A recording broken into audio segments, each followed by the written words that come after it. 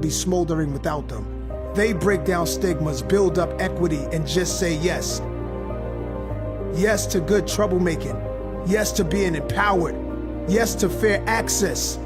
Now more than ever, Weedmap says yes and stands with the fighters for change. Morning, I'm Khadija Tribble, VP of CSR for Curaleaf, and I am super excited to be able to have this conversation today to talk about the importance of Black advocacy and the urgency of the moment.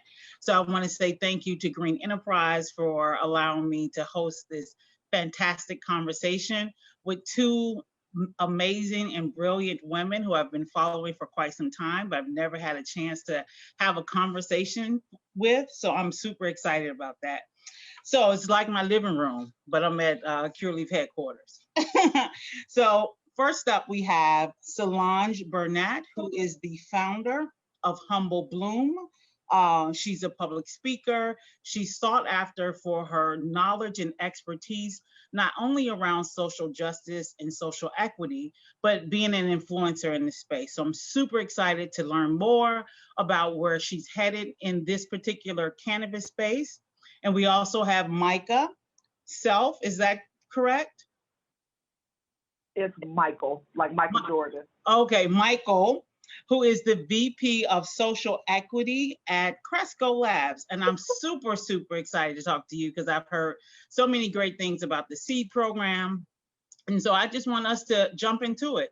So if you guys could maybe just share who you are and what you're doing in the space, but don't go too deep into it. I really want to focus on you guys because you guys have really interesting stories and perspectives. So if you could just jump in, Solange, and tell us a little bit more about you and how you're in this space. Sure. Hello, everyone.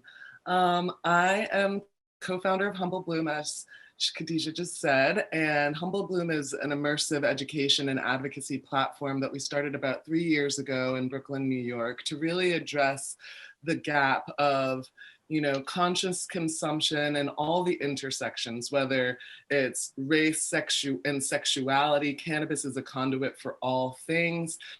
So if you're talking about social justice, if you're talking about the environment, if you're talking about vulnerability, of course, medicine and healing, you can't leave anything out. It's a full spectrum plant. So we really try to shine a light on that and connect people to industry leaders and experts and, those that are just leading with integrity in the space so they know what to put in and on their body and who to purchase from, because you really do vote with your dollars. And also what we've created now in this pandemic pivot time, because we were doing a lot of in-person experiences. We've gone from IRL to URL, and we're doing a lot of consulting in the space to help brands bloom consciously, to really take into effect how and who they are hiring, who they have on their boards, how they're reflecting people in the space without performative marketing practices, what it really takes to make sure that your brand is a robust human entity so that everybody is able to approach your product, is able to approach your experience, is able to see that you care about them, because this plant is about care and it should be an opportunity to have a fair, balanced, respectable, and reparative industry. That's wonderful. And before we move on to Michael, I wanted to understand how you, though, felt like this is where you needed to be. Oh man, so I'm a Gemini and a daughter of Caribbean immigrants. My mom is from Grenada and my father and stepfather are both from Dominica. I came, when they came to this country, you got that immigrant mentality, do the best, got to be 10 times better, even more so I feel like sometimes than what this American experience can be, and you're kind of in the middle. And I grew up in a white neighborhood. My mom was always like, oh, you got to be a lawyer or a doctor, but like literally showed me everything from Girl Scouts to ice skating to hockey. I was really able to touch on all things. And when I started to jump into the professional space, I went into nonprofit, and I also was doing a bit of journalism, really wanted to help people and shine a light on social issues. And that actually actually fell apart when I realized that so many of our nonprofit structures are just corporate with a 501c3 label. And I moved from nonprofit into the startup space and worked at a company called Live Gray, where I executive produced conferences that were really about calling people in and helping them be their full human in the workplace. And when that came to an end, did consulting in the DEI space, and really just was like, what am I going to do? Where am I able to put all of my eggs in one basket? Do all the things that I love, whether it's integrating music and creativity, or it is doing social justice and advocacy. And cannabis was the place. Just realized at first we wanted to do a product. And then I thought, oh, you know what? Well, I don't have an uncle with millions of dollars to get me started. So we focused on community and how can we create a community that advocates for itself? How can we get a community of care and responsibility to the other? Excellent. I love that. Thank you. Thank you so much. Michael, how about you? How did you get here? Oh, how did I get here? It feels coincidental, but it can't be, because I'm doing work that is definitely in alignment with my passion and my interests and my education. But my career began in mental health. I am a therapist by trade, and actually looking to get back to that space now with everything that's happened in our world, and and doing racial justice work. And I've worked in adolescent rehabilitation programs. I've been the director of a homeless shelter. I've worked in public health for people living with severe mental health diagnoses. And then I got into corrections, and I worked at the Juvenile Detention Center here in Chicago, which is the largest freestanding juvenile detention center in the country. And I joined the detention center focusing on conditions of confinement for girls. And as a result of that work, things just kind of snowballed. The federal law changed to focus on conditions of confinement for vulnerable populations, women and girls, the LGBTQ plus community, issues of race and culture. But the overarching umbrella of that was sexual assault and sexual harassment. So vulnerable populations are more likely to be sexually harassed or sexually assaulted in the correctional setting. So that's kind of the umbrella of my work in corrections. And for the last 10 years, I was a consultant going to many of the country's prisons, jails, and juvenile facilities, doing executive coaching for superintendents and heads of programs, writing policy, doing training. And it's all really largely about that sexual harassment and sexual assault, and a lot of work around LGBTQ plus culture and what that looks like in a correctional setting, to make sure that we're tending to people, not only their sexual safety, but their mental safety, as well as their physical safety. Because in corrections, we tend to think of physical safety first, but sexual safety and emotional safety impacts physical safety. So, the corrections industry is a highly regulated industry, and I got into all of that social justice work there. So looking at opportunities in the cannabis industry, it feels very similar.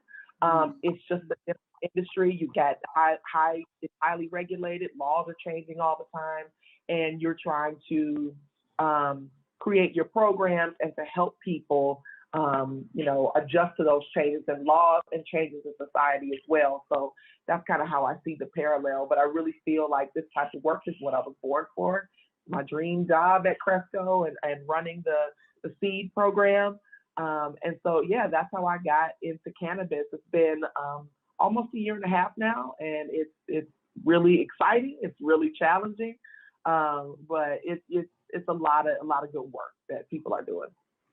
No, thank you both for that, because listening to your stories, it felt like I was walking through my girlfriends, all of the ways in which they've shown up for work. a lot of intersectionality.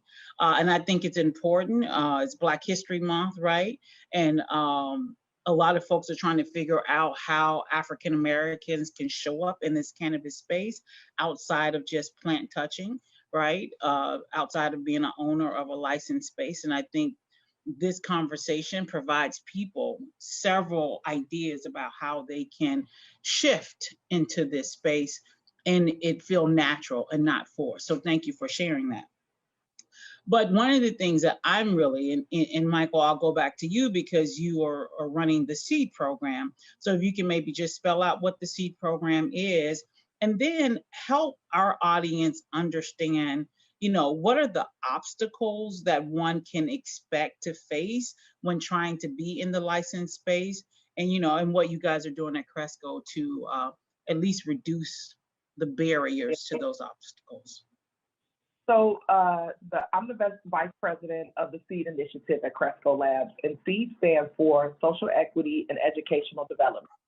And the mission of the SEED initiative is to create tangible pathways for people, businesses, and communities negatively impacted by the war on drugs. We do that through 3 pillars.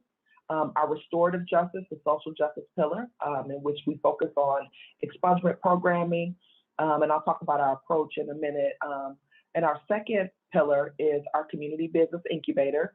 I think that's the pillar that people hear most about and kind of conflate the SEED program with the community business incubator, because as you mentioned, Khadijah, folks are interested in, getting open at a dispensary or, having their grow facility or their cultivation facility.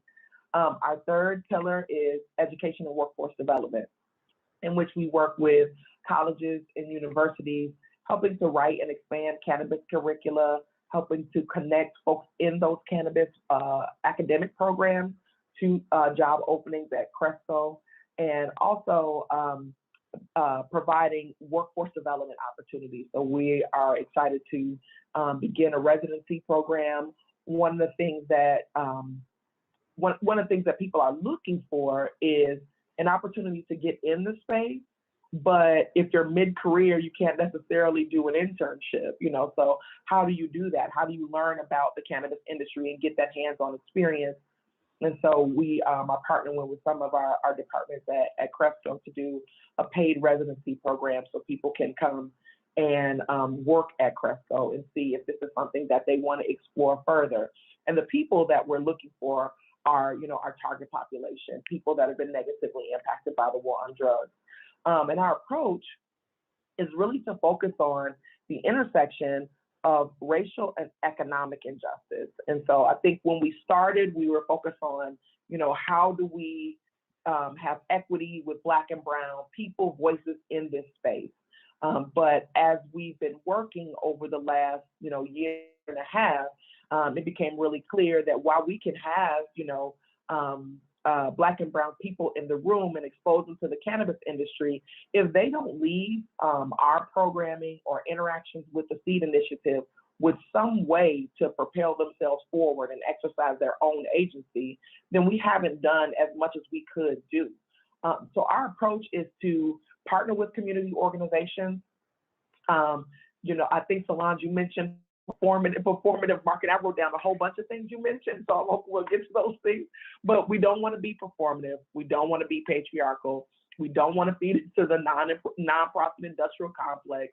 And we don't want to come across as the white savior, to be honest. So we approach community organizations and listen and learn. I'm here in Chicago. I have a pretty good, sense of the cannabis culture and environment in Chicago, but if we're doing programming in New York, I need to learn about the cannabis environment and landscape in New York. And then most importantly, need to learn about the unique needs of the people in New York and what their needs are. And then we ask those community organizations, how can we help? How can we fill a gap for you? How can we help expand your services, as opposed to, we'd like to donate for the purposes of being performative, and here's what we'd like to donate to. We want to, again, really focus on the intersection of race and economic injustice. And so that's our approach, and that's kind of how we go to market, is to just really listen first, learn, and then, ask how we can be of service to the community, which is a little bit of a twist on corporate social responsibility. And that's something I always say to people when they're critical is like, we do have the corporate social responsibility office that seed, and that is not the same, so my specific focus is really about community first. Yeah. I love it. I love the language of helping people understand that it is okay to listen to community just like you would listen to a customer, right?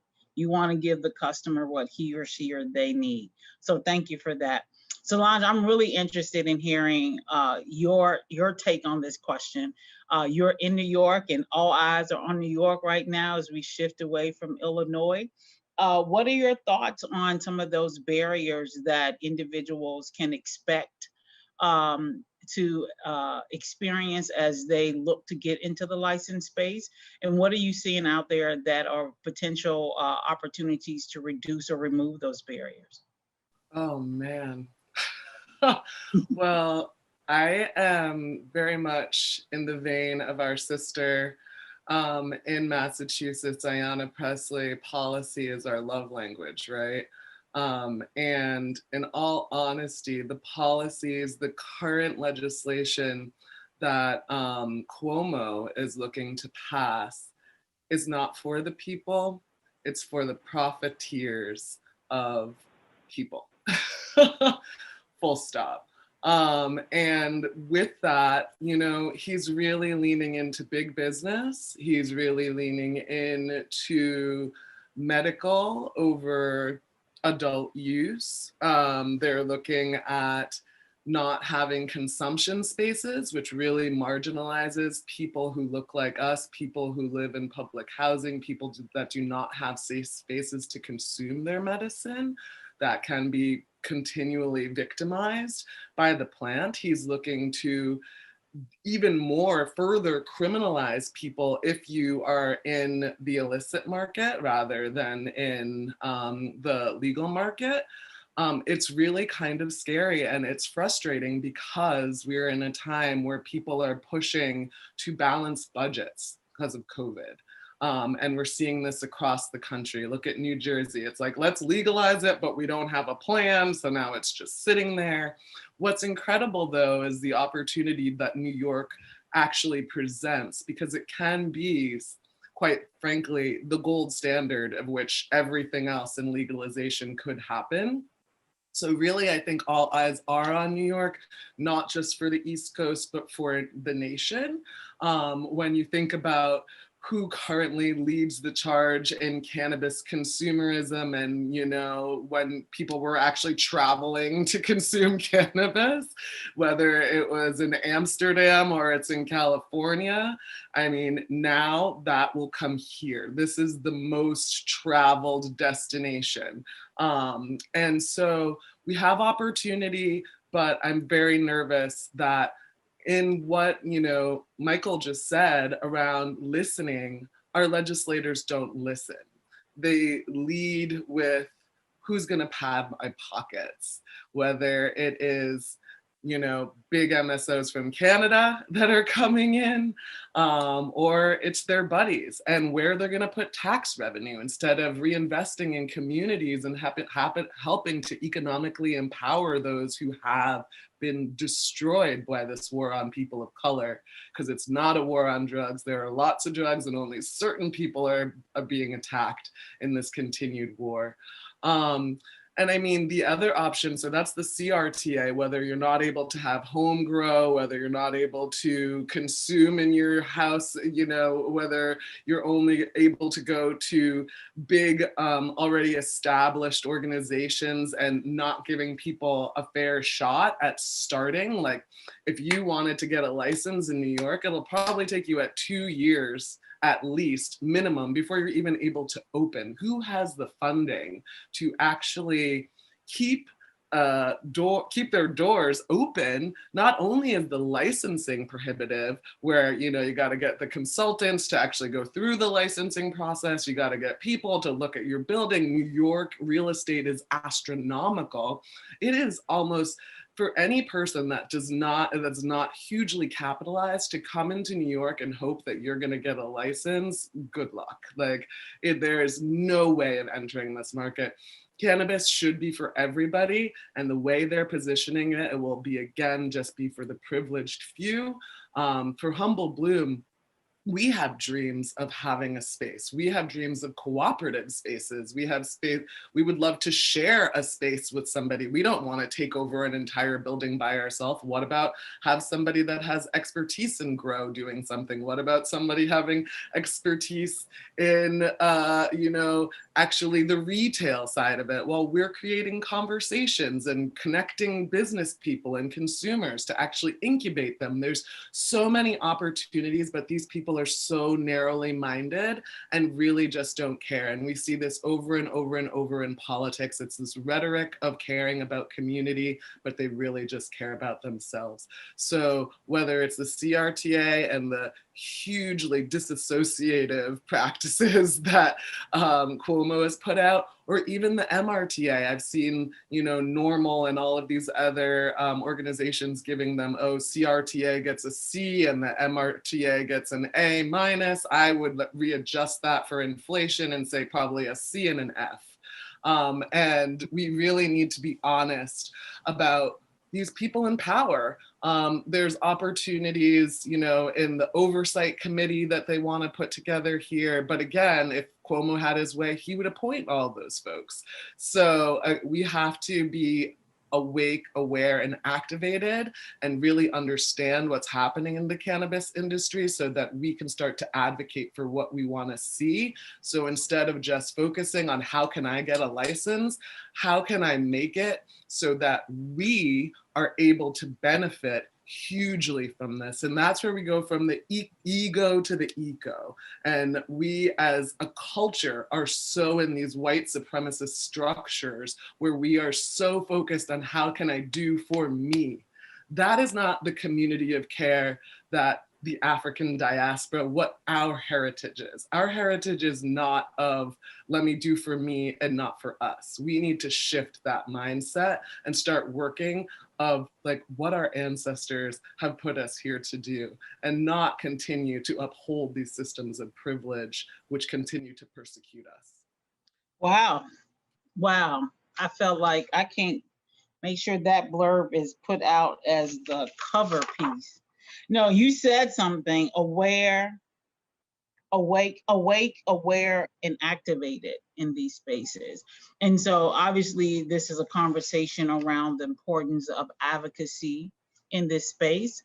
And, I'd love to hear, Michael, I'll go back to you, just based on your experience, not just in the cannabis space in general, because it looks like social justice has been a theme that's been important to you in your work. Social equity has often been lifted up as the gold standard of how we should be legalizing cannabis. But I don't think there's been one jurisdiction that we've had the outcomes in one jurisdiction that we intended to, right? And I think there are a lot of reasons why. Can you maybe speak to some of the things that you've seen, and how do we really, really hone in on something Solange said about changing how we, because I also consider myself an activist in this space, and I haven't always been as, the outcomes haven't always been what I wanted. And I'm always critical, trying to figure out how to tweak it. What are your thoughts on the importance of advocacy and how we use social equity? Do we toss it out and come up with something else? I'd love to hear your thoughts. Yeah, I mean, it's a complicated issue. I mean, because as we're talking about, Solange, you mentioned like New York can serve as the gold standard for the industry. And, a year ago, 18 months ago, it was Illinois can serve as the gold standard. And then, you see how Illinois turned out, and now we're hopeful for New York, to be able to help us realize, what is intended in social equity with respect to social equity. And I think when we're talking about social equity, I think what we've seen is people doing the best they can with what they have, and what they have, is lots of agendas and competing priorities. And so it doesn't turn out in the way that we thought it was going to turn out. And so I think in order to focus on social equity, we really have to, I think it can be two, it can be both and, or either or. I think we have to figure out what it is, where our space is, and create that space for ourselves. And I think, again, Solange, I'm gonna need a little book of quotes for things that you've said already. You said go from ego to eco, and the way I heard that is, what as a collective, can we do for ourselves? But then the other part is, how do we hold MSOs and legislators accountable? And I believe, like, as somebody who works within an MSO, I feel like it's our responsibility to be accountable to people who have been negatively impacted by the war on drugs. We have to be accountable to the legacy of our enslavement, which led to the war on drugs, and now the legacy of the war on drugs. So I think it could be a both and how are we held accountable?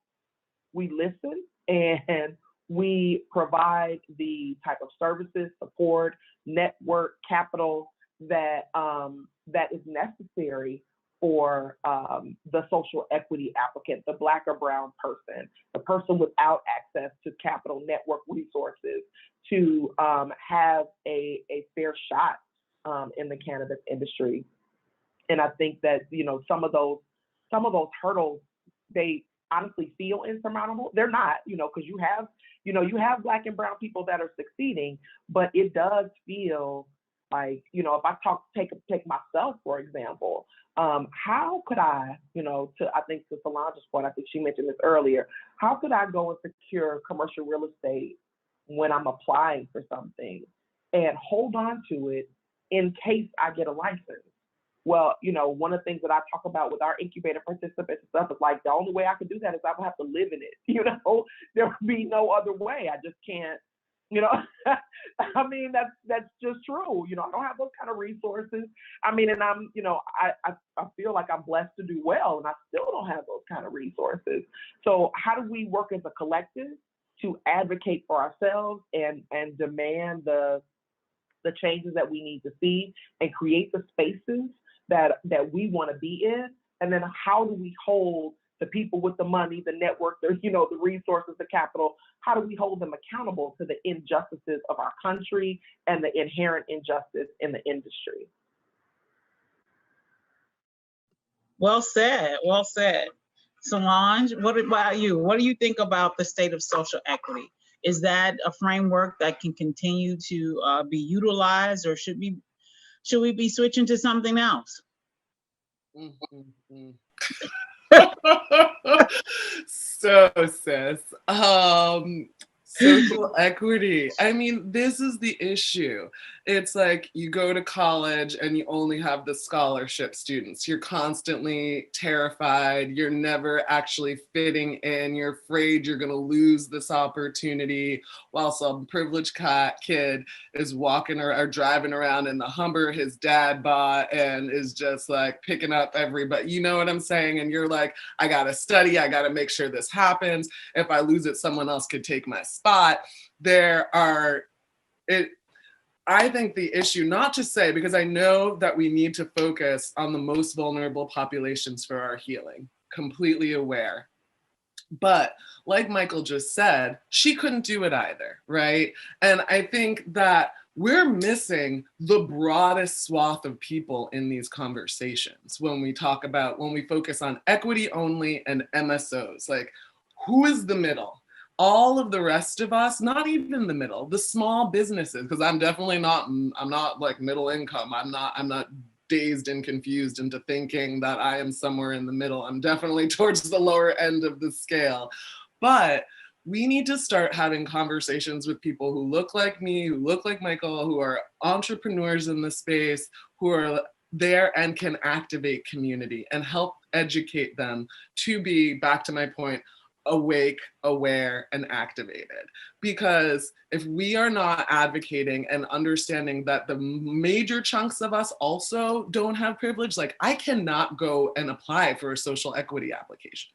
So what happens to Humble Bloom when legalization comes? I have to go work at an MSO and fight from the inside to try to, like what you beautiful warrior sisters are doing, trying to change these systems from within. Or I go work for some farm, or I continue in the ancillary business and use my platform with purpose to project what I want to see out there in the world and hope somebody's listening at some point and will actually have some moment of consciousness.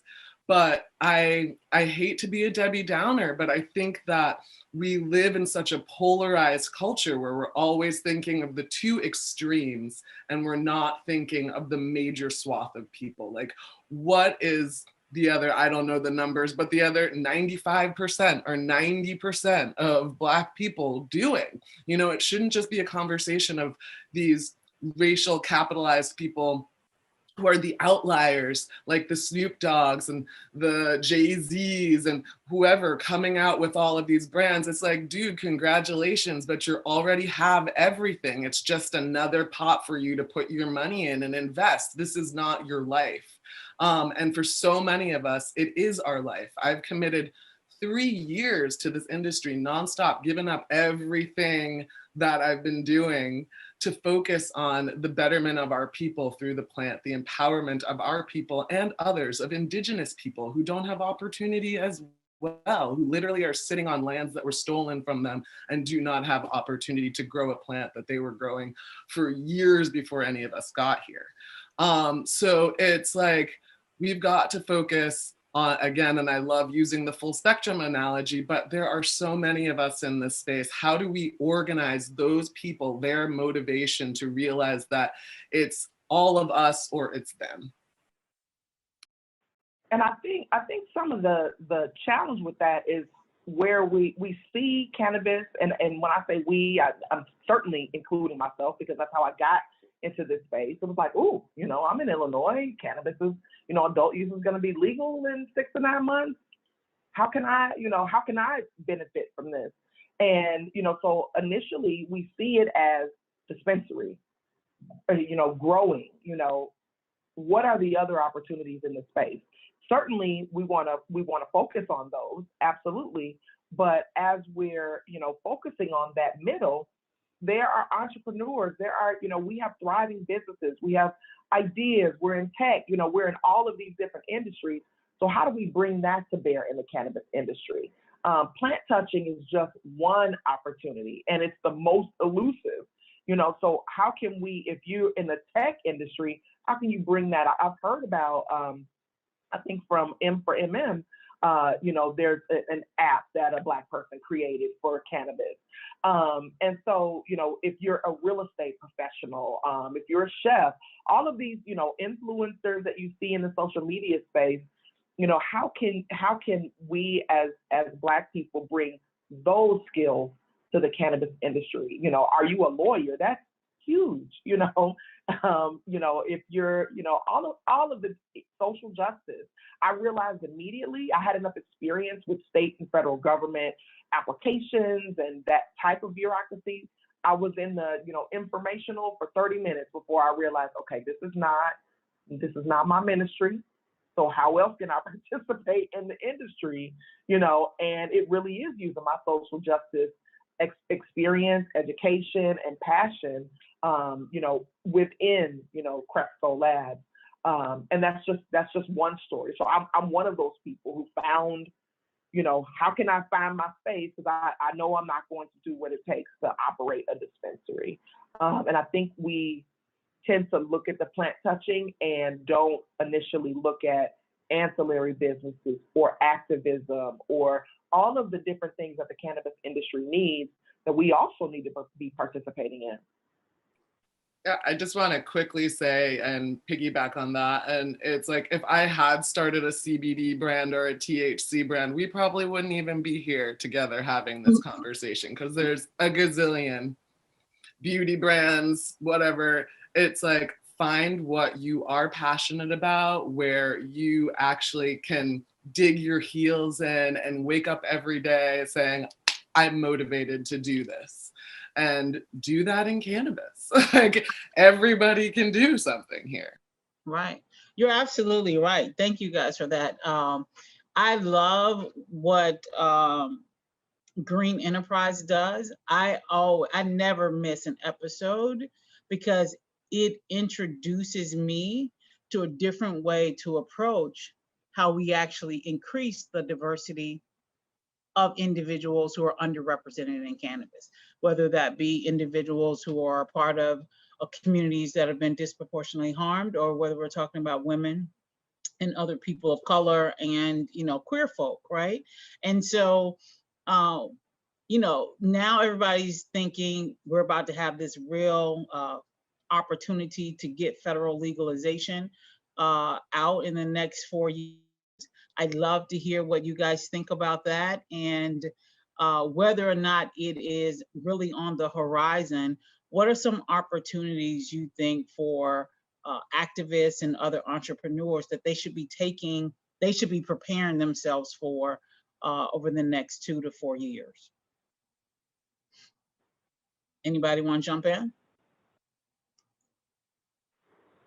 I think I've been thinking about this question for a while, and I still am on the fence. I think my concern about federal legalization is, what will that mean? Will that even put us further away from realizing equity or realizing opportunities that can create that generational wealth, that has been denied to us for so long?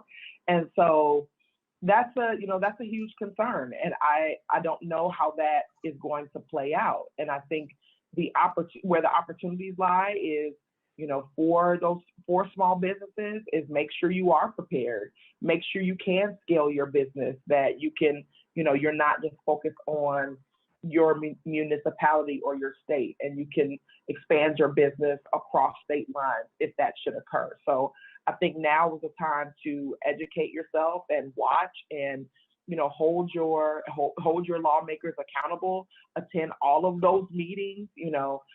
Participate in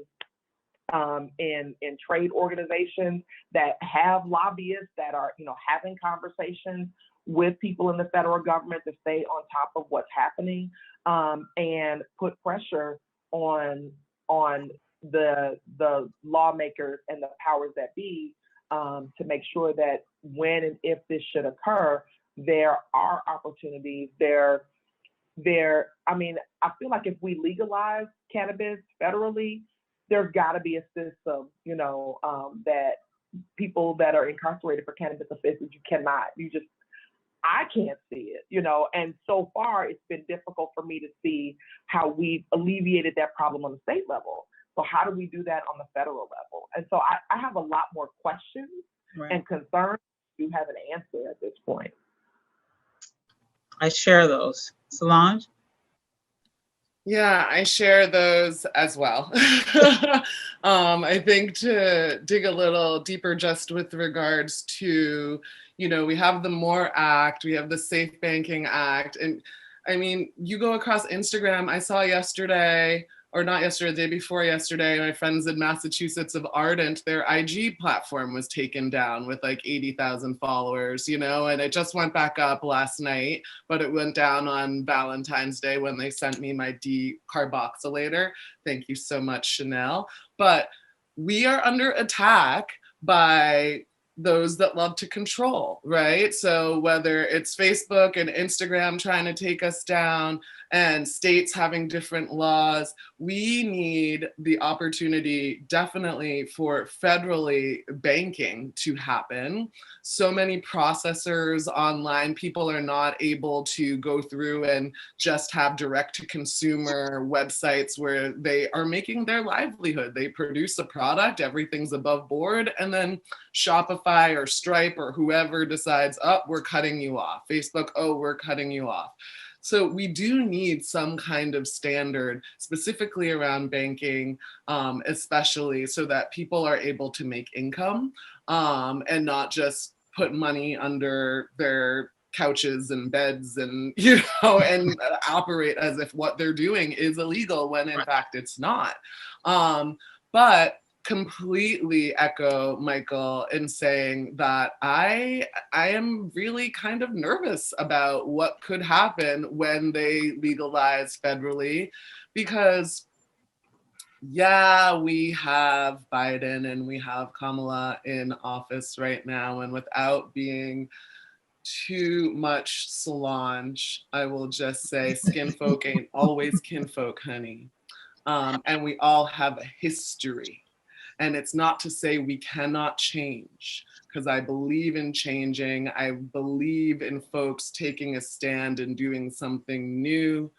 But with the president, or our former president, getting away with an insurrection recently, they are very much in this idea of unity and centrism when we need radical change, radical shifts to right the wrongs and injustices that our community has faced.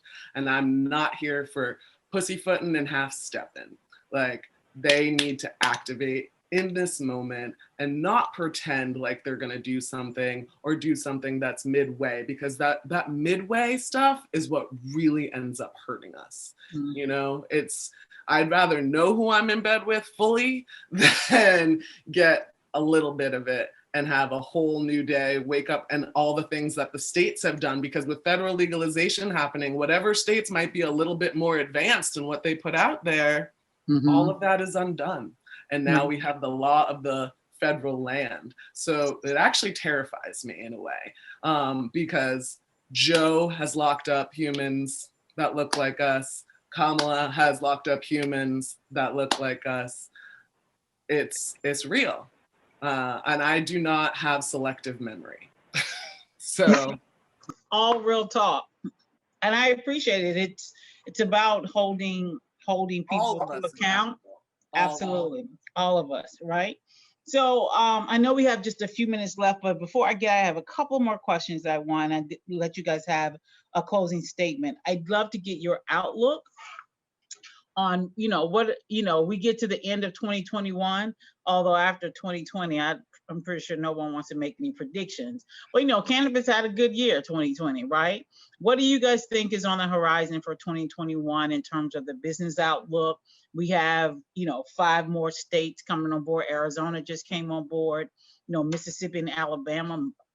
My place is where my people are from, having honest dialogue. Well, I don't know how honest it is, but they're having some dialogue about cannabis on the medical side, and some movement in Tennessee. My dad was like, "I'm going to the CBD. I'm getting me some."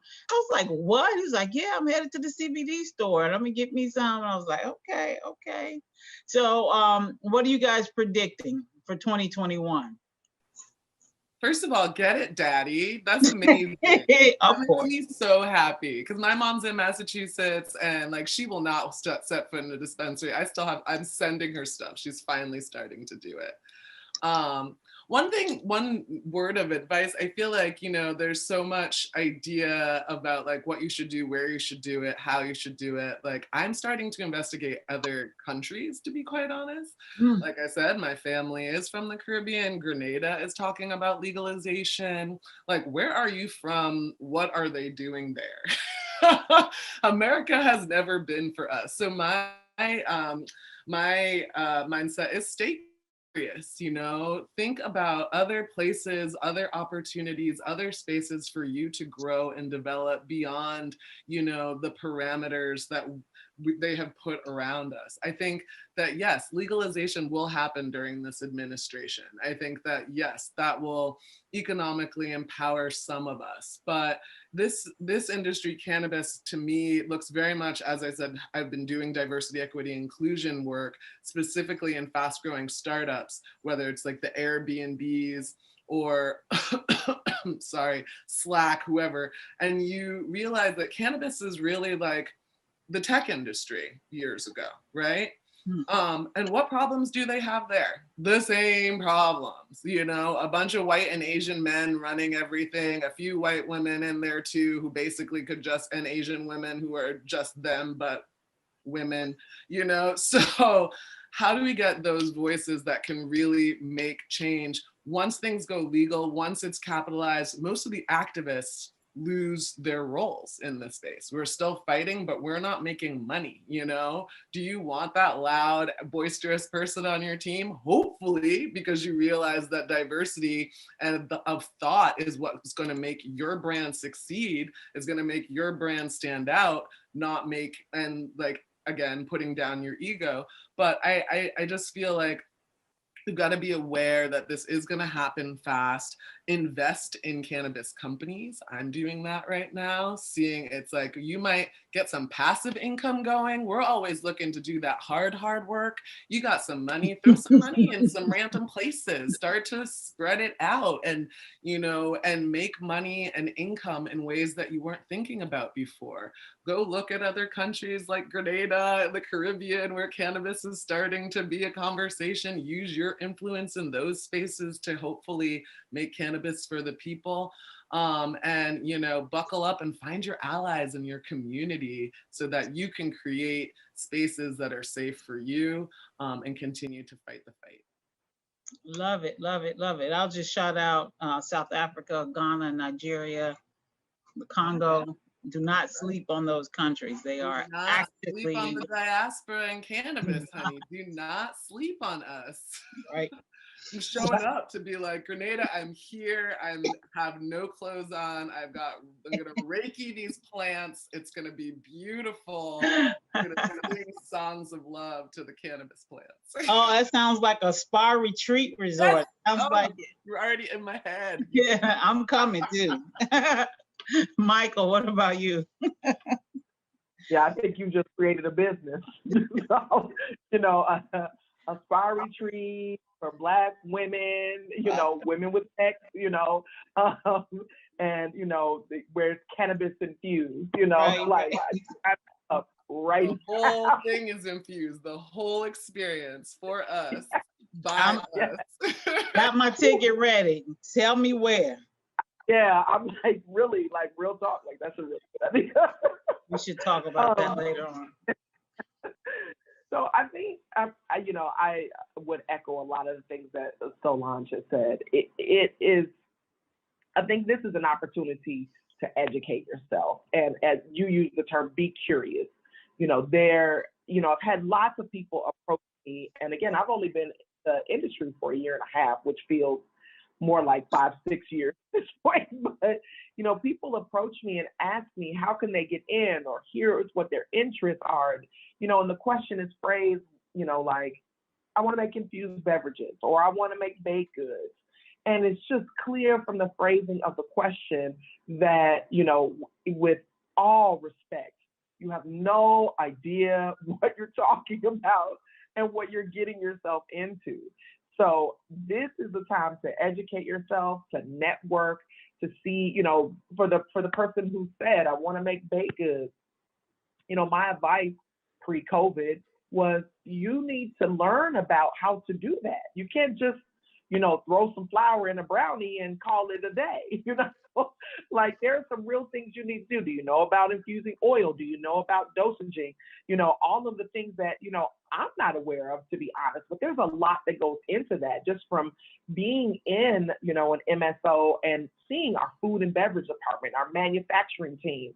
These are not people in their kitchen, you know, figuring this stuff out. So while that's certainly an option, if that's what your business model is, you know, to uplift your community in your small area, that's fine. But if you're looking to compete, you know, there's a lot that you need to learn, and there is a lot of networking you need to do, and you need access, and you need an inroad. So I think, yeah, education is huge. I think, you know, as Solange said, you know, think outside the box, you know, plant touching and growing are opportunities, but they are only one, as I mentioned before. And if all of the licenses in Illinois or all of the available licenses in another state go towards Black people and go towards social equity, that's still not going to, going to transform our society and create generational wealth for the majority of us.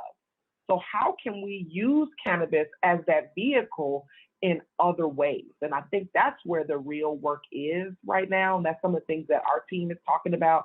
How can we get education to ancillary businesses and provide them those networking opportunities? So, for example, when Illinois does award their 75 dispensary licenses, all of them are going to need architects, IT, security, so how, general contractors. How do you take advantage of that? That's 75. And then when New York comes along, you're a general contractor. How do you get to New York? How do you get in business there? So I feel like that's where the focus should be. But I think the other thing, the focus could be, if that's where your interest lies. I think the other thing is, as we see society changing, just as in my experience in corrections, as people started recognizing the problems with homophobia and transphobia and how that impacts people, policies started changing. And so I think we want to think along those lines in cannabis as well, from the perspective of, as our society is changing, I think MSOs and other, big businesses related to the cannabis industry are looking to be responsive to the consumer. From the perspective of social justice. I think the uprisings and protests that happened this summer helped those large companies know, like, performative allyship is not the move, because people can see straight through that. So I think we'll see more MSOs in the next year figuring out their social justice platforms and their social equity programming so that it is authentic and is genuine. Even if it's not the right thing to do, you're doing it for the right reasons. You're listening, you're learning, you're course correcting. I think those are the things that we need to see, and hopefully we will see in the next years. No, thank you so much for saying that. So we're wrapping up. I would love for you guys to close with making sure people know how to follow you. And if you would just share one personal goal that you have for yourself in 2021, I would love to. I'll let you guys have the last word. I will say thank you to Green Enterprise for making sure that this conversation happened, which means there are going to be some more conversations. I'm going to call you. But I wanted to say, to your point, Michael, is that companies that are doing this right are looking at what their internal capacity is. I like to say to folks that Curaleaf is not going to solve everybody's issue. Don't have me up here feeling like, oh, this ain't doing it. Don't do that. Curaleaf is a business. They were a business before I came. They asked me to do something, and that something we built, called Rooted in Good, is authentic to this company and where it feels like it can make the most impact. We've looked at the great things that Cresco has done. We decided that Cresco was really owning that incubator space, and we want to be supportive, but that may not be the route that we take, right? We decided that we were going to create an executive mentoring program where our C-suite and all our senior level VP and up are going to have year-long relationships with individuals from different parts of the community. I like to call them folks from underrepresented communities, trying to figure out how we create real relationships, because whether I'm in the room or not, those conversations are going to be had. And for me, that means that we then have, and I have 25 senior leaders now thinking about social equity in a way that's very different than me saying, go do this, go do that, read this, did you get this KPI? They've established a relationship with someone. That means to me that we're going to have these kind of changes happening, whether I'm in the space or not, right? So I appreciate both of you and the work that you do. So tell us what your personal goal is for 2021 and how folks can follow you on social media. And thank you for having a great conversation. Solange, you want to go first? Oh God, goals making me nervous. I'm like, oh God, put me on the spot. Well, first of all, you can find us on the interwebs at humblebloom.co or humblebloomco on IG. And I'm Solange Burnett on all things, and solangeburnett.com. Um, I guess I've been really leaning into radical self-care and trying to achieve not balance, but a flow that makes me feel just more centered and grounded so that I can show up for others without frenetic energy and also show up for myself with a clear mindset. So I think I'm just going to be gentle on myself in this year and allow whatever good flows. Like, let go of that negative stuff, let go of all the things that are toxic and hold me back, and let that good stuff flow. You know, I'm really into talking to our ancestors, being involved and feeling the moon cycles, like we're all interconnected, like interconnectivity is my jam. So yeah, just being gentle on myself and hoping that permeates with all I come in contact with. I already feel calmer. You should come to, I do breath work. You should come to one. I'll send you an invitation. Yes. It's good. Help to regulate your system, get yourself into homeostasis naturally through the power of our breath. And we, as Black and Brown people, our breath is taken away. So we've got to focus on healing ourselves through breath and calming. So I will invite you, Khadijah. All right, and I will come. Michael, you have the last word. So yeah, goals make me nervous, but my best friend is serious about vision boards. So I did do my vision board this year, and I think my goal is about wellness. I think what I've learned in the cannabis industry is so fast paced, and it is fairly chaotic with, laws, the laws not being universal. So you have to learn about laws in different states and how social equity works in different states. And then when things don't go as you plan, for those following in Illinois, folks know we did the Incubator and, where, the current drama with awarding licenses to social equity applicants from the applications from the previous year. I felt like I had been punched in the stomach. I needed time to recover from, knowing that, so many people were so hopeful, and we knew going in that everybody, even in our incubator, not to mention all the thousands of other applications, that everybody wasn't going to win a license or be awarded a license, but they still have no one, at the table with a license is really hard, to manage. And I think just doing racial justice work and economic justice work and being a member of that community, when these things happen, it's devastating. I describe it like I feel like I've been cheated. I feel like I've been betrayed.